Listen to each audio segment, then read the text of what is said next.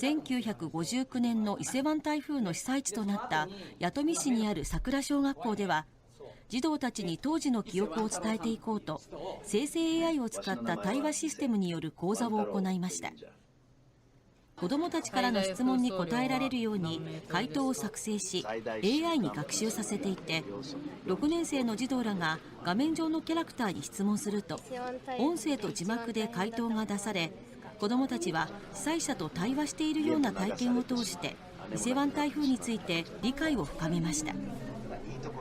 とっても分かりやすく説明してくれて楽しかったなと思いました。こうやって文にしてくれるのがありがたい。